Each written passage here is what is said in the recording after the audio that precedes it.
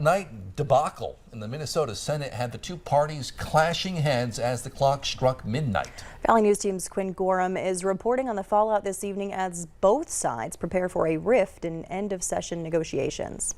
Heading into yesterday, the chances of a bonding bill passing were gradually getting better, but an intense exchange on the Minnesota House floor last night now has Republicans saying several bills are at risk and DFLers stating their intentions loud and clear.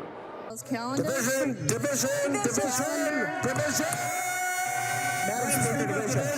That was the scene as the clock struck midnight last night following an 8-hour-long debate on a paid family and medical leave bill.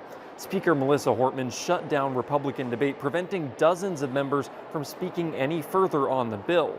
This morning, Republicans called the act silencing the minority and said the move will affect negotiations on several important bills. Everything is at risk right now. Bonding, sports betting, Uber, Lyft, everything where Republican votes may be needed is at risk because of the action taken last night. But DFL leadership says Republicans were clearly filibustering. The 8-hour debate on a bill that many of them ended up voting for was what the speaker called dilatory. Wednesday night was the second time this week that a debate on the Equal Rights Amendment was blocked by Republican filibuster. Hortman says if it comes down to it, she's willing to sacrifice negotiations on other bills to get the ERA across the finish line.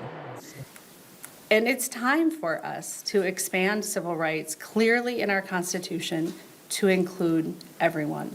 And the Republicans may want to fight that, but we are just as determined, if not more, to fight for it. The DFL might hold the gavel, but Republicans have leverage in a couple of key areas. The obvious one is bonding, which requires a 2/3 majority in the Minnesota House and Senate in order to pass. But another bill that reportedly needs Republican support and votes is sports betting. Speaker Melissa Hortman has made clear that she is perfectly okay with putting those two bills at risk if it means a chance at getting equal rights in the Minnesota State Constitution. Reporting in St. Paul, I'm Quinn Gorham. There are just 3 voting days left in this year's session, and both parties anticipate that Friday, Saturday, and Sunday will feature extensive debate.